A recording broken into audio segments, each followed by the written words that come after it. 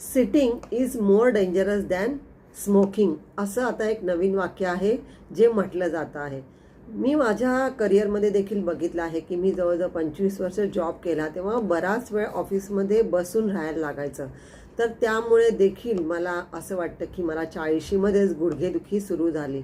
कारण आपण आपला जो भाग कमी वापरतो तो हा कालांतराने वीक व्हायला सुरुवात होते.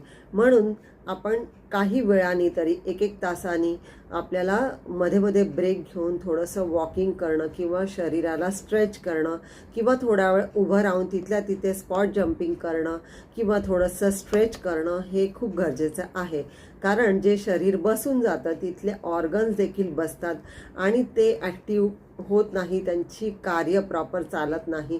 तर त्यासाठी आपल्याला जास्त वेळ बसायचं नाही आहे. आपलं ऑफिसमध्ये काम असतं किंवा घरी देखील आपण तासनतास मोबाईल टी व्ही बघत बसतो आणि आपल्याला लक्षात देखील येत नाही की किती तास निघून गेले आहे. तर हे खूप वेळ गेल्यानंतर लक्षात येण्याच्या ऐवजी आपण जेव्हा वेळ असते तेव्हाच याच्यामध्ये आपल्या लाईफस्टाईलमध्ये चेंजेस करा. अगदी सिंपल गोष्टी करायच्या आहे.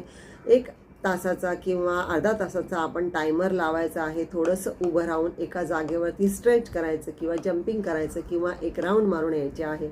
बस एवढं सिंपल आपल्याला करायचं आहे आणि अशा प्रकारचे प्रॉब्लेम्स होण्यासाठी अवॉइड करायचे आहे.